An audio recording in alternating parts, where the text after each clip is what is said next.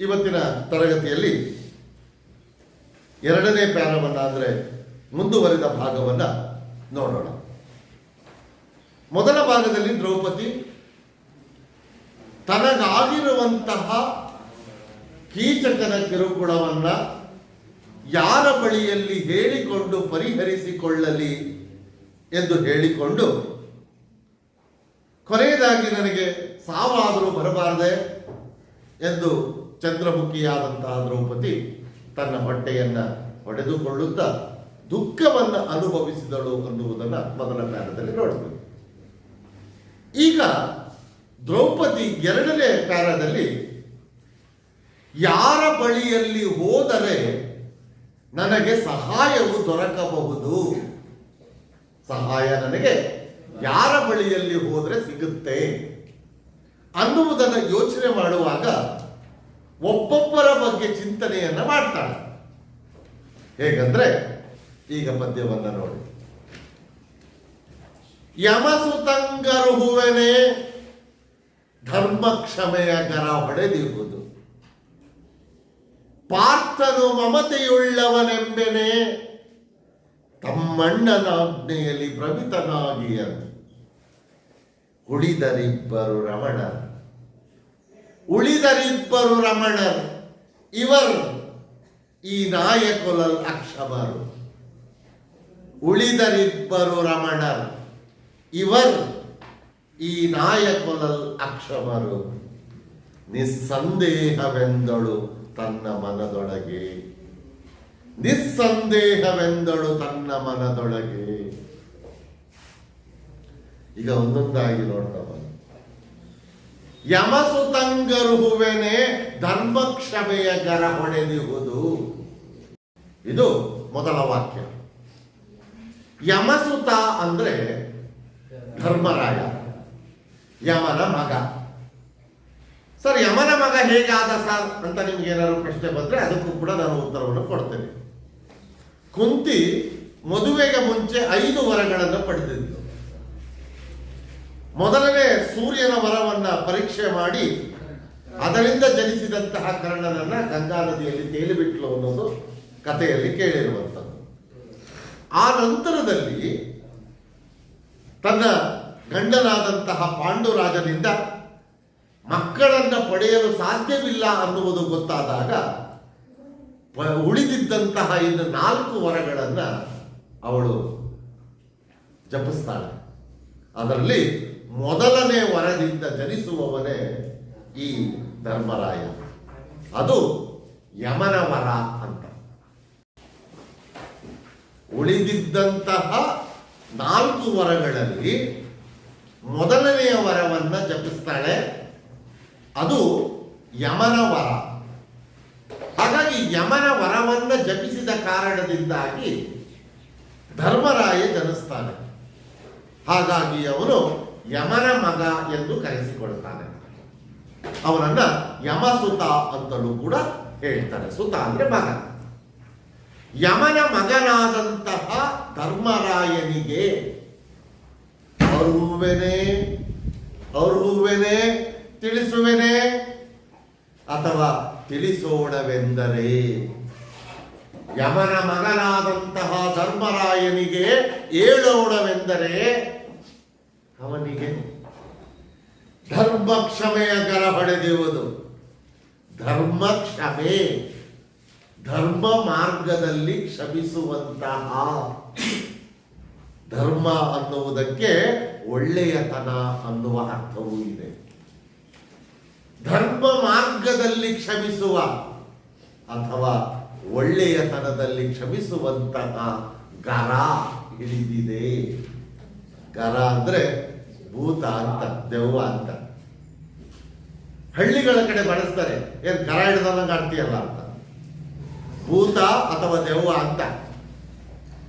ಯಮಸುತಂಗರು ಹೂವೆನೆ, ಯಮನ ಮಗನಾದಂತಹ ಧರ್ಮರಾಯನಿಗೆ ಹೇಳೋಣವೇ, ಅವನಿಗೆ ಧರ್ಮ ಕ್ಷಮೆಯ ಗರ ಹೊಡೆದಿರುವುದು. ಧರ್ಮ ಮಾರ್ಗದಲ್ಲಿ ಕ್ಷಮಿಸುವಂತಹ ಭೂತ ಹಿಡಿದಿದೆ. ಹೀಗಿರುವಂತಹ ಧರ್ಮರಾಯನ ಬಳಿಗೆ ದ್ರೌಪದಿ ಹೋಗಿ, ಅಪ್ಪ ಧರ್ಮರಾಯ, ಕೀಚಕ ನನಗೆ ಈ ರೀತಿಯಲ್ಲಿ ತೊಂದರೆ ಕೊಡ್ತಿದ್ದಾನೆ ಕಣಯ್ಯ, ಬಾರಯ್ಯ ನೀನು ಆ ಪರಿಹಾರವನ್ನು ಮಾಡು ಅಂತ ಕರೆದ್ರೆ ಧರ್ಮರಾಯ ಏನು ಹೇಳ್ಬೋದು? ಅವನನ್ನ ಕ್ಷಮಿಸಿ ಬಿಡು, ಕ್ಷಮಿಸಿ ಬಿಡು ಅಂತ ಹೇಳ್ತಾನೆ. ಅದಕ್ಕಾಗಿ ಅವನಿಗೆ ಧರ್ಮರಾಯ ಅಂತ ಹೇಳಿದ್ದು. ಎಲ್ಲರನ್ನೂ ಕ್ಷಮಿಸುವಂತಹ ಗುಣ ಇದ್ದದ್ದು ಧರ್ಮರಾಯನಿಗೆ ಮಾತ್ರ. ನೀವು ದುರ್ಯೋಧನನನ್ನು ಕೂಡ ಕ್ಷಮಿಸ್ತಾನೆ ಧರ್ಮರಾಯ. ಕುರುಕ್ಷೇತ್ರ ಯುದ್ಧ ಆಗಿದೆ. ಕುರುಕ್ಷೇತ್ರ ಯುದ್ಧದಲ್ಲಿ ಇಬ್ಬರೂ ತನ್ನ ಎರಡೂ ಕಡೆಯವರು ಎಲ್ಲರನ್ನೂ ಕಳ್ಕೊಂಡಿದ್ದಾರೆ. ಎರಡೂ ಕಡೆಯವರು, ಪಾಂಡವರು ಕಳ್ಕೊಂಡಿದ್ದಾರೆ, ಕೌರವರು ಕಳ್ಕೊಂಡಿದ್ದಾರೆ. ಕುರುಕ್ಷೇತ್ರ ಯುದ್ಧಕ್ಕೆ ಮುಂಚೆ ದುರ್ಯೋಧನ ಪಾಂಡವರನ್ನ ವನವಾಸ ಕಳಿಸಿದ್ದಾನೆ, ಅಜ್ಞಾತವಾಸಕ್ಕೆ ಕಾರಣನಾಗಿದ್ದಾನೆ. ಇಷ್ಟೆಲ್ಲಾ ತೊಂದರೆಯನ್ನು ಕೊಟ್ಟಿರುವಂತಹ ದುರ್ಯೋಧನನನ್ನ ಕುರುಕ್ಷೇತ್ರ ಯುದ್ಧವಾದ ಮೇಲೂ ಧರ್ಮರಾಯ ಕ್ಷಮಿಸ್ತಾನೆ. ದುರ್ಯೋಧನ ಹೋಗಿ ವೈಶಂಪಾಯನ ಸರೋವರದಲ್ಲಿ ಹಡಗಿ ಕೊಡ್ತಿರ್ತಾನೆ. ಆಗ ಅವನು ಕರೀತಾನೆ ಧರ್ಮರಾಯ, ದುರ್ಯೋಧನ ಈಗಲಾದ್ರೂ ಒಪ್ಕೊ, ನೀನು ನಾನು ನಿನ್ನನ್ನು ಕ್ಷಮಿಸಿದ್ದೀನಿ, ಬಾ ನಾವೆಲ್ಲರೂ ಜೊತೆಯಾಗಿ ಬದುಕೋಣ ಅಂತ.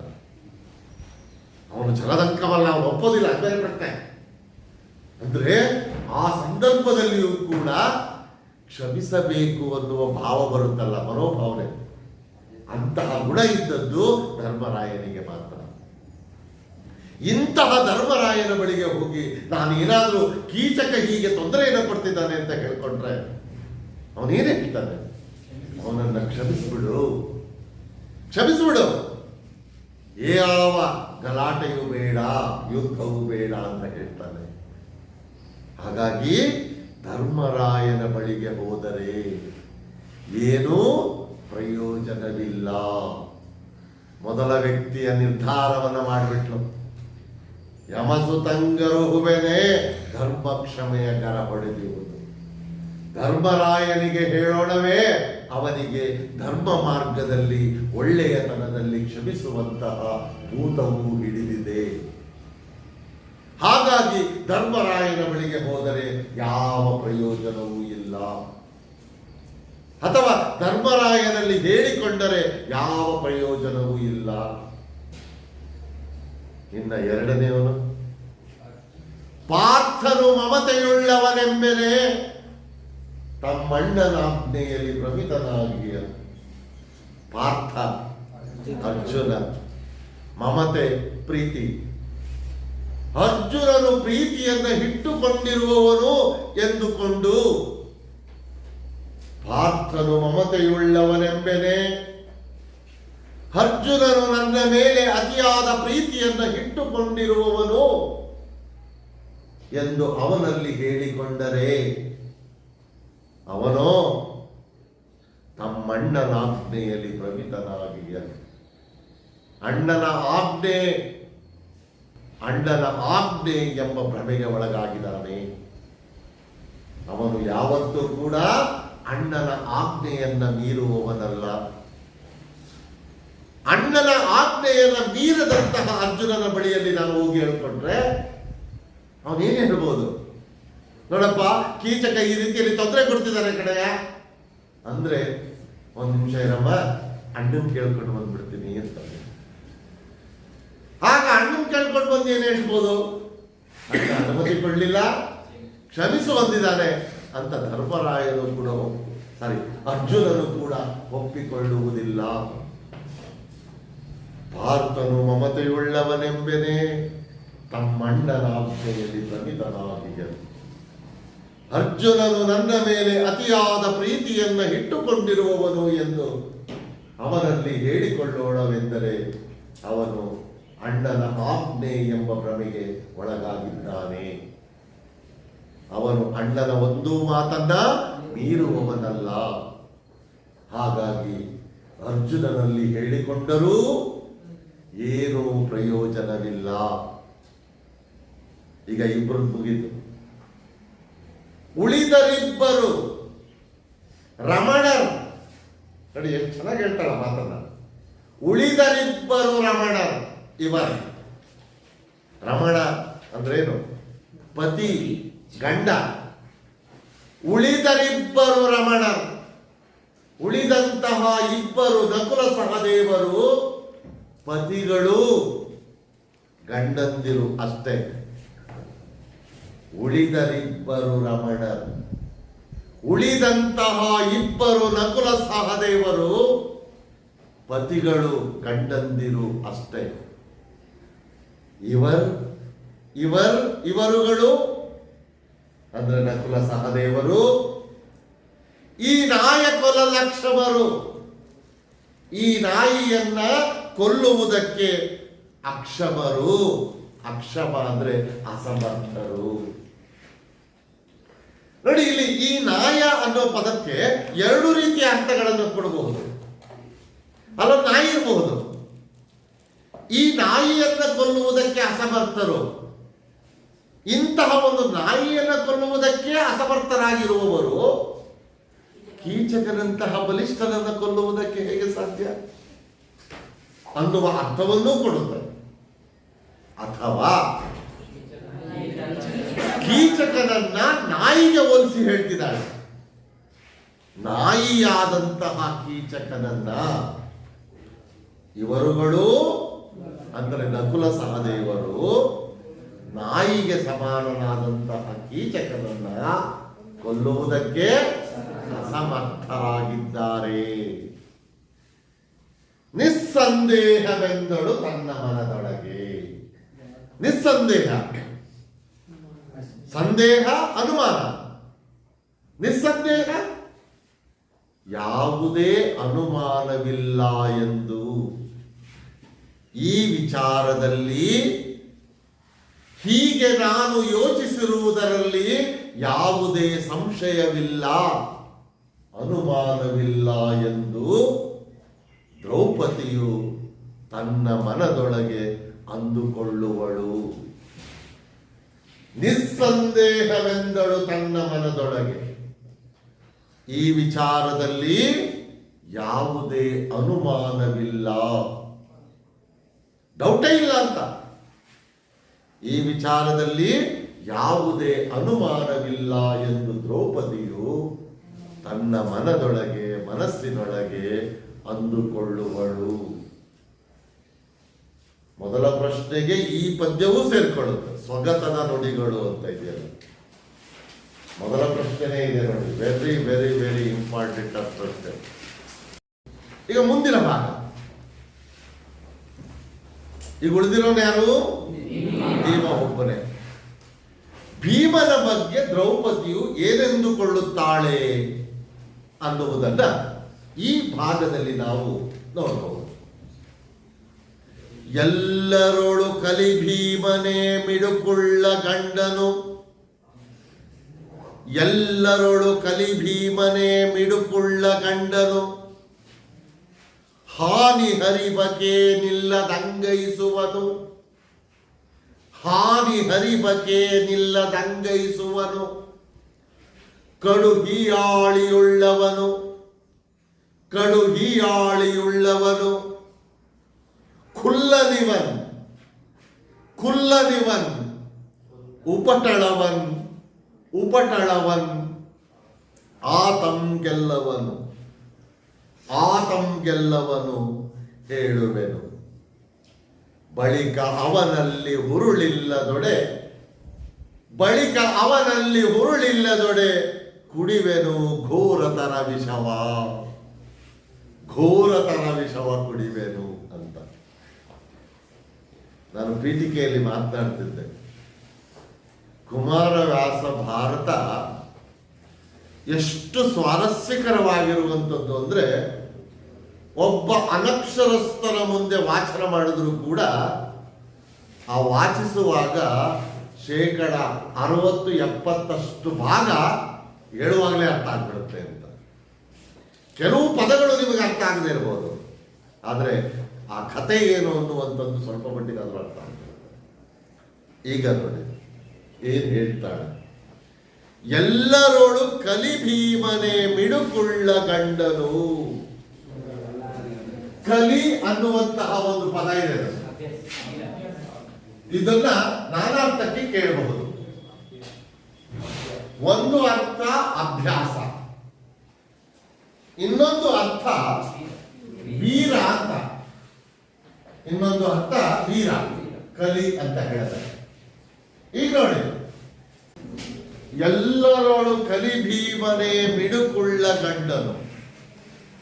ಈ ಮಿಡುಕು ಅನ್ನುವಂತಹ ಪದಕ್ಕೆ ನಾನು ಕಳೆದ ತರಗತಿಯಲ್ಲಿ ಪರಾಕ್ರಮ ಅಂತ ಮಾತಾಡಿದ್ದೆ, ಪೌರುಷ ಅನ್ನೋ ಅರ್ಥದಲ್ಲಿ ಮಾತಾಡಿದ್ದೆ. ಈ ಪದಕ್ಕೆ ಇನ್ನೊಂದು ಅರ್ಥವೂ ಇದೆ. ಹಳೆಯ ಪುಸ್ತಕಗಳಲ್ಲಿ ಪರಾಕ್ರಮ ಪೌರುಷ ಅಂತ ಕೊಟ್ಟಿದ್ದಾರೆ, ಹೊಸ ಪುಸ್ತಕದಲ್ಲಿ ಬೇರೆ ಅರ್ಥ ಕೊಟ್ಟಿದ್ದಾರೆ. ಮಿಡಿಯುವ, ಮಿಡುಕು ಅಂದ್ರೆ ಮಿಡಿಯುವ. ಈಗ ಎರಡೂ ಅರ್ಥವೂ ಕೂಡ ಸರಿಯಾಗಿ ಕಾಣಿಸುತ್ತೆ, ತಪ್ಪೇನಿಲ್ಲ. ಎಲ್ಲರೊಳು ಕಲಿಭೀಮನೇ ಮಿಡುಕುಳ್ಳ ಗಂಡನು, ಎಲ್ಲರಲ್ಲಿ ಅಂದರೆ ನನಗಿರುವಂತಹ 5 ಜನ ಗಂಡಂದಿರಲ್ಲಿ ಶೂರನಾದಂತಹ ಭೀಮನೇ ಮಿಡಿಯುವಂತಹ ಸ್ಪಂದಿಸುವಂತಹ ಗಂಡ. ಇನ್ನು ಎರಡನೇ ವಾಕ್ಯ, ಹಾನಿ ಹರಿಬಗೆ ನಿಲ್ಲದಂಗೈಸುವನು. ಹಾನಿ ನಾಶ, ನಾಶದಂತಹ ಕಾರ್ಯಗಳಿಗೆ ಸುಮ್ಮನಿರದೆ ಸ್ಪಂದಿಸುವವನು. ಅಂಗೈಸುವನು ಅನ್ನೋದಕ್ಕೆ ಇನ್ನೊಂದು ಅರ್ಥವೂ ಇದೆ, ಕಾಳಜಿ ತೋರುವವನು. ಹಾನಿಯಂತಹ ನಾಶದಂತಹ ಕಾರ್ಯಗಳಿಗೆ ಸುಮ್ಮನಿರದೆ ಸ್ಪಂದಿಸುವವನು ಅಥವಾ ಕಾಳಜಿ ತೋರುವವನು. ಈ ಸಾಲನ್ನ ಬೇರೊಂದು ರೀತಿಯಲ್ಲೂ ಅರ್ಥ ಮಾಡ್ಕೊಳ್ಬಹುದು. ಕೀಚಕನ ನಾಶದಂತಹ ಕಾರ್ಯಗಳಿಗೆ ಭೀಮ ಕಾಳಜಿಯನ್ನ ತೋರಿಸುವವನು. ಹೆಣ್ಣಿನ ಮಾನಹಾನಿಯಂತಹ ಕಾರ್ಯಗಳಿಗೆ ಸುಮ್ಮನಿರದೆ ಕಾಳಜಿಯನ್ನು ತೋರಿಸುವವನು ಭೀಮ ಅನ್ನುವ ಅರ್ಥದಲ್ಲೂ ತಗೊಳ್ಬಹುದು. ಇದೇ ಸೂಕ್ತವಾದದ್ದು. ಇಲ್ಲಿ ದ್ರೌಪದಿ ಈ ಮಾತನ್ನ ಹೇಳ್ತಾ ಇರೋದ್ರಿಂದ ಮಾನಹಾನಿಯಂತಹ, ಇಲ್ಲಿ ಯಾರ ಮಾನಹಾನಿ? ಹೆಣ್ಣು, ದ್ರೌಪದಿ. ಹೆಣ್ಣಿನ ಮಾನಹಾನಿಯಂತಹ ಕಾರ್ಯಗಳಿಗೆ ಸುಮ್ಮನಿರದೆ ಬೇಗನೆ ಸ್ಪಂದಿಸುವವನು. ಹಾನಿ ಹರಿಬಗೆ ನಿಲ್ಲದಂಗೈಸುವನು ಅಂದ್ರೆ ಹೆಣ್ಣಿನ ಮಾನಹಾನಿಯಂತಹ ಕಾರ್ಯಗಳಿಗೆ ಸುಮ್ಮನಿರದೆ ಸ್ಪಂದಿಸುವವನು ಭೀಮ. ಕಡುಹಿಯಾಳಿಯುಳ್ಳವನು, ಹೆಚ್ಚು ಸ್ವಾಭಿಮಾನವುಳ್ಳವನು. ಹೀಯಾಳಿ ಅಂದ್ರೆ ಸ್ವಾಭಿಮಾನ, ಹೆಚ್ಚು ಸ್ವಾಭಿಮಾನವುಳ್ಳವನು. ಖುಲ್ಲನಿವನ್, ಖುಲ್ಲನಿವನ್, ಖುಲ್ಲ ಅಂದ್ರೆ ನೀಚ ಅಥವಾ ದುಷ್ಟ ಅಂತ ಅರ್ಥ. ಖುಲ್ಲ ಅಂದ್ರೆ ಇಲ್ಲಿ ದ್ರೌಪದಿ ಯಾರೆಲ್ಲ ಕುರಿತು ಈ ಮಾತನ್ನ ಹೇಳ್ತಿದ್ದಾಳೆ ಅಂದ್ರೆ ಕೀಚಕನನ್ನ ಕುರಿತು. ಖುಲ್ಲನಿವನ್, ನೀಚನು ಇವನು, ದುಷ್ಟನು ಇವನು, ಅಥವಾ ಕೀಚಕನು ನೀಚನು, ಕೀಚಕನು ದುಷ್ಟನು. ಉಪಟಳವನ್, ಆತಂ ಗೆಲ್ಲವನು. ಕೀಚಕನ ಉಪಟಳವನ್ನ, ಕಿರುಕುಳವನ್ನ, ತೊಂದರೆಯನ್ನ ಆತಂ ಗೆಲ್ಲವನು. ಆತ ಅಂದ್ರೆ ಭೀಮನು ಗೆಲ್ಲುತ್ತಾನೆ. ನೀಚನಾದಂತಹ ಕೀಚಕನು ಕೊಡುವಂತಹ ಕಿರುಕುಳವನ್ನ ಭೀಮನು ಗೆಲ್ಲುತ್ತಾನೆ. ಹೇಳುವೆನು, ಹಾಗಾಗಿ ನಾನು ನನ್ನ ಎಲ್ಲ ಕಷ್ಟಗಳನ್ನ ಭೀಮನಲ್ಲಿ ಹೇಳಿಕೊಳ್ಳುವೆನು, ಹೇಳಿಕೊಳ್ಳುತ್ತೇನೆ. ಬಳಿಕ ಅವನಲ್ಲಿ ಹುರುಳಿಲ್ಲದೊಡೆ, ನಂತರ ಅವನಲ್ಲಿ ಕೆಚ್ಚು ಸತ್ವ ಇಲ್ಲದಿದ್ದರೆ ಕೋಪ ಬರದಿದ್ದರೆ ಕುಡಿವೆನು ಘೋರತರ ವಿಷವ, ಭಯಂಕರವಾದಂತಹ ವಿಷವನ್ನ ನಾನು ಕುಡಿಯುತ್ತೇನೆ ಎಂದು ದ್ರೌಪದಿ ತೀರ್ಮಾನಕ್ಕೆ ಬರ್ತಾಳೆ. ಇಲ್ಲಿ ಭೀಮನ ಬಳಿಗೆ ಹೋಗುವಂತಹ ನಿರ್ಧಾರವನ್ನ ದ್ರೌಪದಿ ಮಾಡಿದಾಳೆ. ಉಳಿದ 4 ಜನ ಗಂಡಂದಿರಿಂದ ಯಾವುದೇ ಪ್ರಯೋಜನವಿಲ್ಲ. ಹಾಗಾಗಿ ಭೀಮನೊಬ್ಬನೇ ಇದಕ್ಕೆ ಸರಿಯಾದ ಸೂಕ್ತವಾದಂತಹ ವ್ಯಕ್ತಿ. ಹಾಗಾಗಿ ಭೀಮನಲ್ಲಿ ಹೋಗಬೇಕು ಎಂಬ ನಿರ್ಧಾರವನ್ನ ಮಾಡಿಕೊಂಡಿದ್ದಾರೆ. ಭೀಮನಲ್ಲಿಗೆ ಹೋಗಬೇಕು ಎಂಬ ನಿರ್ಧಾರವನ್ನು ತೆಗೆದುಕೊಂಡಿರುವುದೇನೋ ಸರಿ, ಆದರೆ ಭೀಮ ಎಲ್ಲಿದ್ದಾನೆ? ಭೀಮ ಅಡಿಗೆ ಮನೆಯಲ್ಲಿದ್ದಾನೆ. ದ್ರೌಪದಿ ಸುಧಿಷ್ಣೆಯ ಅಂತಃಪುರದಲ್ಲಿ ಇದ್ದಾಳೆ. ದ್ರೌಪದಿ ಇರುವುದು ಒಂದು ಜಾಗ, ಭೀಮ ಇರುವುದು ಮತ್ತೊಂದು ಜಾಗ. ಅವನಿರೋದು ಅಡಿಗೆ ಮನೆ, ಇವಳಿರುವುದು ಸುಧಿಷ್ಣೆಯ ಅರಮನೆ. ಹೀಗಿರುವಾಗ ಭೀಮನನ್ನ ಭೇಟಿ ಮಾಡಬೇಕು, ಭೀಮನಲ್ಲಿ ಹೇಳಿಕೊಳ್ಳಬೇಕು ಅನ್ನುವ ತೀರ್ಮಾನಕ್ಕೆ ಬಂದಂತಹ ದ್ರೌಪದಿ ಭೀಮನ ಬಳಿಗೆ ಹೋಗುವುದು ಯಾವಾಗ? ಹಗಲಿನ ಸಮಯದಲ್ಲಿ ಭೀಮನ ಬಳಿಗೆ ಹೋಗುವುದಕ್ಕೆ ಸಾಧ್ಯವಿಲ್ಲ. ಎಲ್ಲರೂ ಎಚ್ಚರವಿರುವ ಸಂದರ್ಭದಲ್ಲಿ ಭೀಮನ ಬಳಿಗೆ ಹೋದ್ರೆ ಯಾರಿಗಾದರೂ ತಿಳಿಯಬಹುದು, ಗೊತ್ತಾಗಬಹುದು ಅನ್ನುವ ಭಯ ದ್ರೌಪದಿಗೆ. ಹಾಗಾದ್ರೆ ದ್ರೌಪದಿ ಭೇಟಿ ಮಾಡಬೇಕಾಗಿರುವುದು ಯಾವ ಸಮಯ? ರಾತ್ರಿ, ಮಧ್ಯರಾತ್ರಿಯ ಸಮಯ. ಯಾಕೆ ಅಂದ್ರೆ ಎಲ್ಲರೂ ನಿದ್ರಿಸುವಂತಹ ಸಮಯ ಮಧ್ಯರಾತ್ರಿಯ ಸಮಯ. ಆ ಸಮಯದಲ್ಲಿ ನಾನು ಭೀಮನನ್ನ ಹೋಗಿ ಭೇಟಿ ಮಾಡೋಣ ಅನ್ನುವ ನಿರ್ಧಾರಕ್ಕೆ ದ್ರೌಪದಿ ಬರ್ತಾಳೆ. ನಾನು ಭೀಮನನ್ನ ಮಧ್ಯರಾತ್ರಿಯ ಸಮಯದಲ್ಲಿ ಹೋಗಿ ಭೇಟಿ ಮಾಡಿದ್ರೆ ಏನೆಲ್ಲ ಸಮಸ್ಯೆಗಳು ಎದುರಾಗಬಹುದು, ಯಾವ ರೀತಿಯ ತೊಂದರೆಗಳು ಎದುರಾಗಬಹುದು ನೋಡಿ. ಈ ಪದ್ಯದಲ್ಲಿ ದ್ರೌಪದಿ ಹೀಗೆ ಹೇಳಿಕೊಳ್ತಾಳೆ, ಎಷ್ಟು ಚಂದವಾಗಿದೆ. ಎಬ್ಬಿಸಲು ಬುಗಿಲೆಂಬನೋ, ಎಬ್ಬಿಸಲು ಬುಗಿಲೆಂಬನೋ, ಮೇಣ್ ಒಬ್ಬಳೇ ತಕ್ಕೆ ಬಂದೆ, ಒಬ್ಬಳೇ ತಕ್ಕೆ ಬಂದೆ, ಮೋರೆಯ ಮಬ್ಬಿದೇಕೆ ಎಂದೆನ್ನ ಸಂತೈಸುವನೋ, ಸಾಮದಲ್ಲಿ ತುಬ್ಬುವುದೋ, ತಾ ಬಂದ ಬರವಿದು ನಿಬ್ಬೆರವಲ ಜನದ ಮನಕ್ಕೆ, ತಾ ಬಂದ ಬರವಿದು ನಿಬ್ಬೆರವಲ ಜನದ ಮನಕ್ಕೆ, ಇನ್ನೆಬ್ಬಿಸಿಯೇ ನೋಡುವೆನ್, ಇನ್ನೆಬ್ಬಿಸಿಯೇ ನೋಡುವೆನ್ ಎನ್ನುತ್ತ ಸಾರಿದಳು ವಲ್ಲಭನ, ಎನ್ನುತ್ತ ಸಾರಿದಳು ವಲ್ಲಭನ. ಸ್ವಲ್ಪವಾದ್ರೂ ಅರ್ಥ ಆಗಿರ್ಬೋದು ಅಂತ ಅನ್ಕೊಳ್ತೀನಿ. ಎಬ್ಬಿಸಲು ಭುಗಿಲೆಂಬನೋ, ಭುಗಿಲ್ ಅಂದ್ರೆ ದಿಢೀರನೆ ಭಯದಿಂದ ಎಚ್ಚರವಾಗಬಹುದು, ಗಾಬರಿಯಿಂದ ಎಚ್ಚರವಾಗಬಹುದು. ನೋಡಿರ್ಬೋದು, ಯಾರಾದರೂ ಗಾಢವಾಗಿ ನಿದ್ರೆಯನ್ನು ಮಾಡ್ತಿರುವಾಗ ಹೋಗಿ ಎಚ್ಚರ ಮಾಡಿದ್ರೆ ಗಾಬರಿಯಿಂದ ಕಿರ್ಚ್ಕೊಂಡು ಎದ್ದು ಬಿಡ್ತಾರೆ, ಭಯದಿಂದ ಎಚ್ಚರಗೊಳ್ತಾರೆ.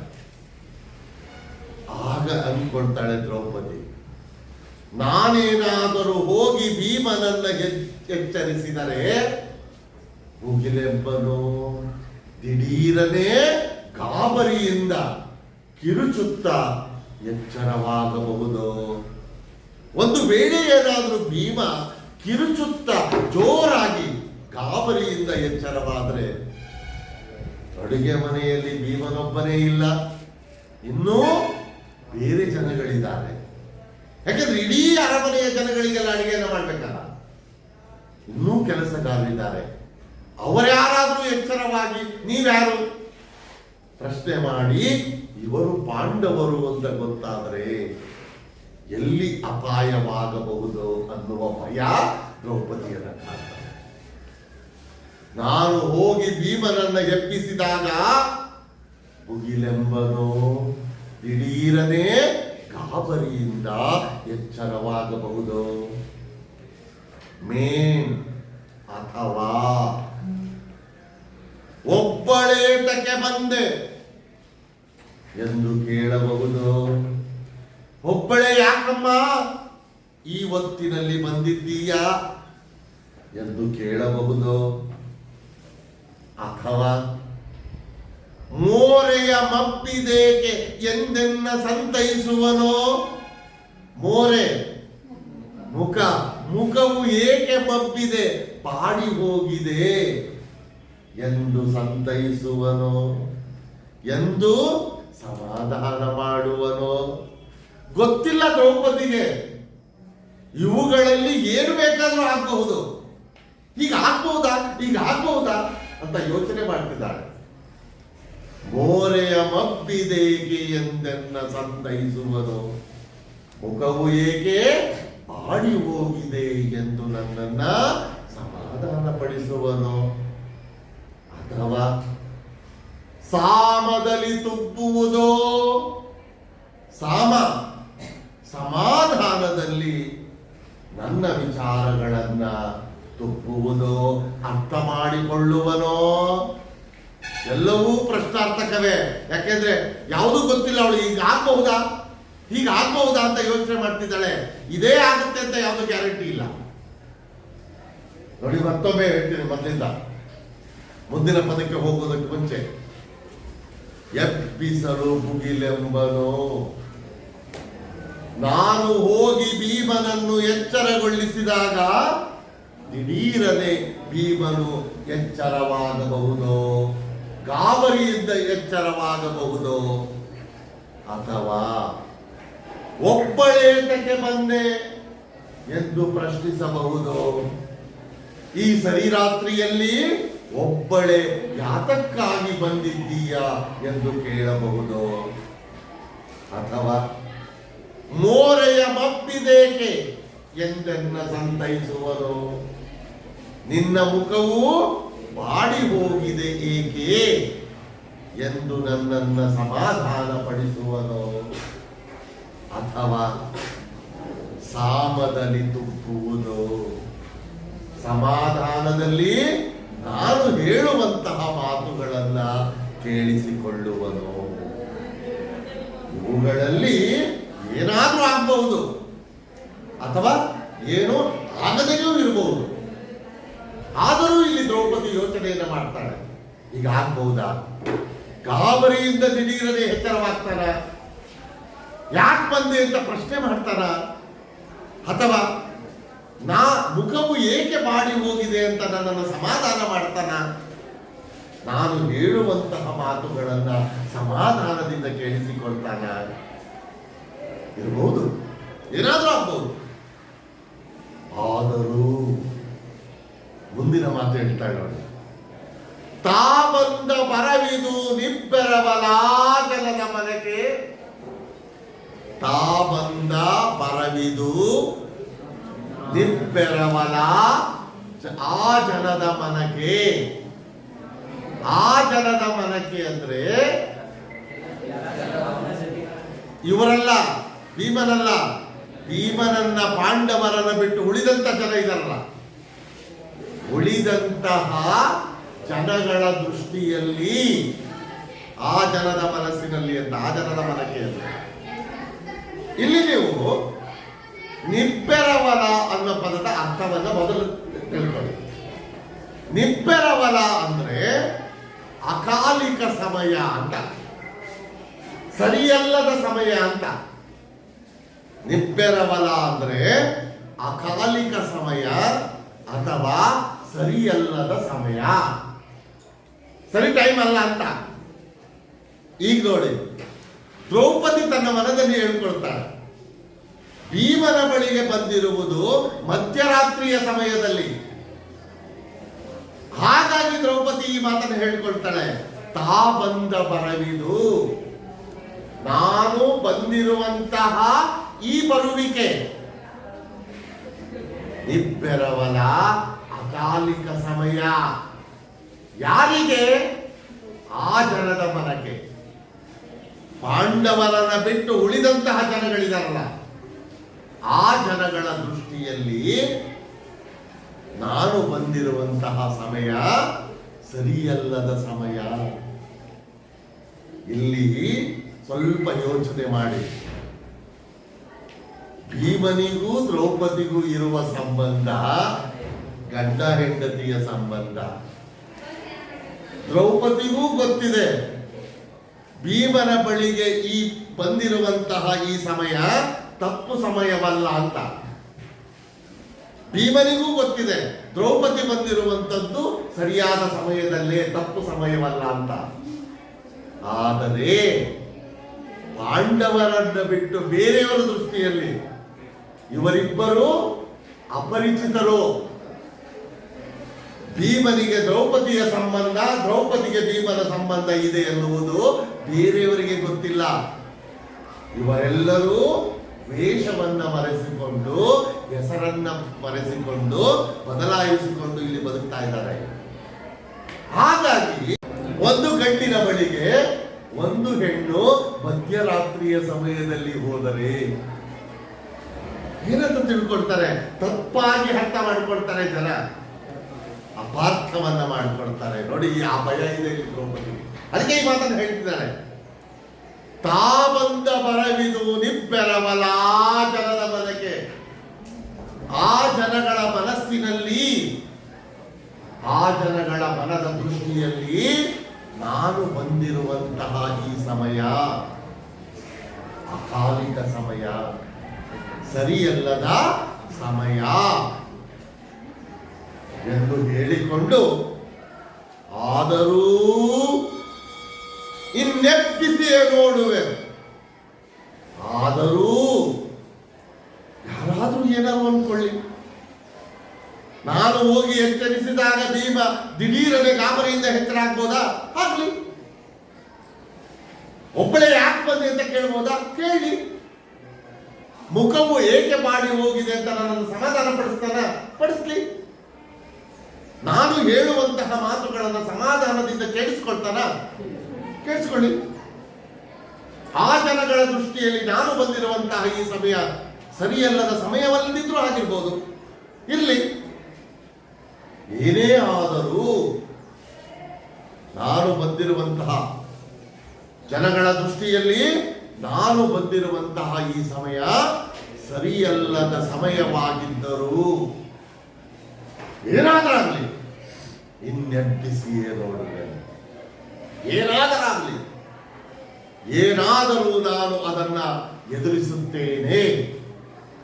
ಹಾಗಾಗಿ ಇನ್ನೆಬ್ಬಿಸಿಯೇ ನೋಡುವೆ, ಭೀಮನನ್ನ ಎಚ್ಚರಗೊಳಿಸಿಯೇ ನೋಡುತ್ತೇನೆ ಎಂದು ದ್ರೌಪದಿ ವಲ್ಲಭನ ಸಾರಿದಳು.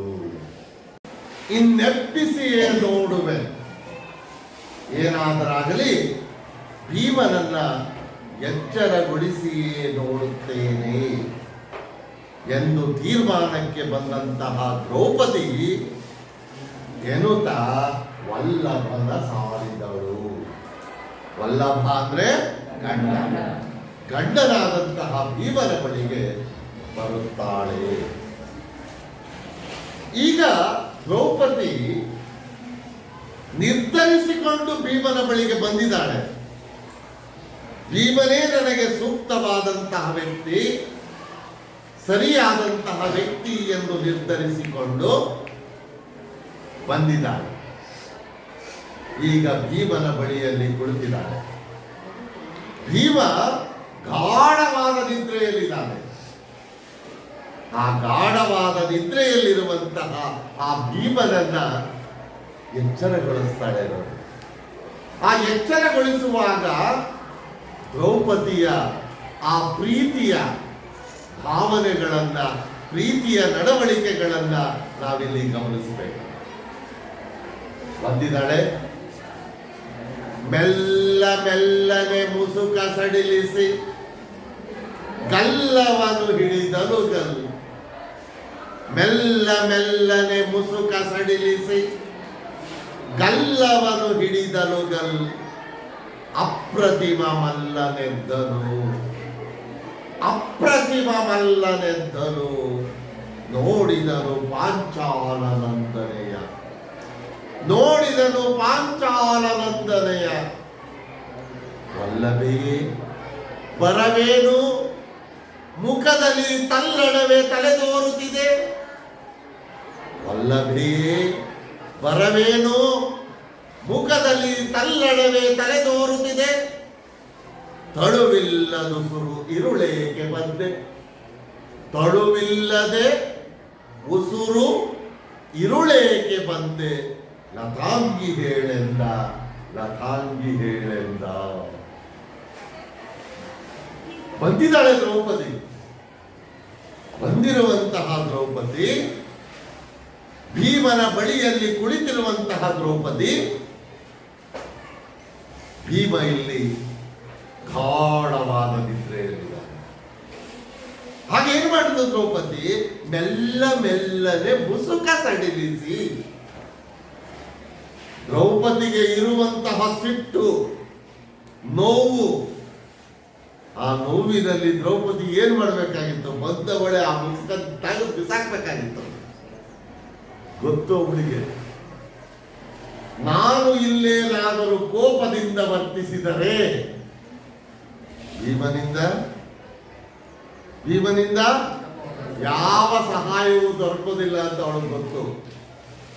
ಅದಕ್ಕಾಗಿಯೇ ಬಂದವಳು ಮೆಲ್ಲ ಮೆಲ್ಲನೆ ಮುಸುಕ ಸಡಿಲಿಸಿ, ಮುಖದ ತುಂಬ ಮುಸುಕನ್ನು ಹಾಕಿಕೊಂಡು ಮಲಗಿದ್ದಾನೆ, ಬಟ್ಟೆಯನ್ನ ಮುಖದ ತುಂಬ ಹೊತ್ತುಕೊಂಡು ಮಲಗಿದ್ದಾನೆ.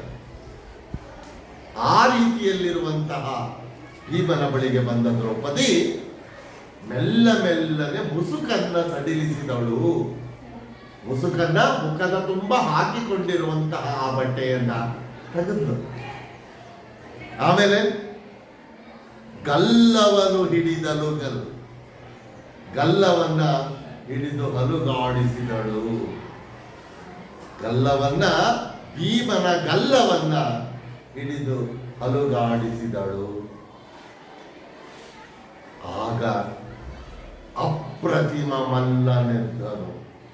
ಅಪ್ರತಿಮ, ಅಸಾಮಾನ್ಯ ಶೂರ ಭೀಮ ಎಚ್ಚರಗೊಳ್ಳುತ್ತಾನೆ. ಎಚ್ಚರಗೊಂಡ, ನೋಡಿದನು ಪಾಂಚಾಲನಂದನೆಯ. ನಂದನೆ ಏನು? ನಂದನೆ ಅಂದ್ರೆ ಮಗಳು, ಪಾಂಚಾಲ ದೇಶದ ಪುತ್ರಿಯಾದ ದ್ರೌಪದಿಯನ್ನು ನೋಡಿದನು. 4 ವಾಕ್ಯಗಳು. ಒಂದು, ಮೆಲ್ಲ ಮೆಲ್ಲನೆ ಮುಸುಕ ಸಡಿಲಿಸಿ ದ್ರೌಪದಿ ಭೀಮನ ಬಳಿಗೆ ಬಂದು, ಭೀಮ ಮುಖದ ತುಂಬ ಹೊದ್ದುಕೊಂಡಿರುವಂತಹ ಬಟ್ಟೆಯನ್ನ ಪಕ್ಕಕ್ಕೆ ಮೆಲ್ಲ ಮೆಲ್ಲನೆ ಸಡಿಲಿಸಿದಳು ಹೇಳದ್ದು. ಆಮೇಲೆ ಗಲ್ಲವನ್ನ ಹಿಡಿದಳು, ಭೀಮನ ಗಲ್ಲವನ್ನ ಹಿಡಿದು ಅಲುಗಾಡಿಸಿದಳು. ಗಲ್ಲವನ್ನ ಹಿಡಿದು ಮಾತನಾಡಿಸುವುದು ಪ್ರೀತಿಯ ಸಂಕೇತ. ಹಾಗಾಗಿ ಪ್ರೀತಿಯಿಂದ ದ್ರೌಪದಿ ಭೀಮನ ಗಲ್ಲವನ್ನ ಹಿಡಿದು ಅಲುಗಾಡಿಸಿದಳು. ಆಗ ಅಪ್ರತಿಮ ಮಲ್ಲನೆದ್ದನು. ಅಸಾಮಾನ್ಯ ಶೂರನಾದಂತಹ ಭೀಮ ಎಚ್ಚರವಾದನು. ನೋಡಿದನು ಪಾಂಚಾಲ ನಂದನೆಯ, ಪಾಂಚಾಲ ದೇಶದ ಪುತ್ರಿಯಾದ ದ್ರೌಪದಿಯನ್ನ ನೋಡಿದನು.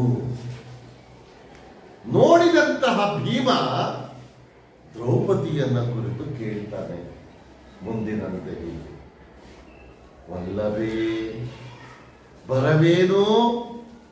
ವಲ್ಲಭೆ ಹೆಂಡತಿ, ಹೆಂಡತಿಯೇ ದ್ರೌಪದಿಯೇ ಬರವೇನು? ಬರುವುದಕ್ಕೆ ಕಾರಣವೇನು? ವಲ್ಲಭೇ ಬರವೇನು? ಹೆಂಡತಿಯೇ ಬರುವುದಕ್ಕೆ ಕಾರಣವೇನು?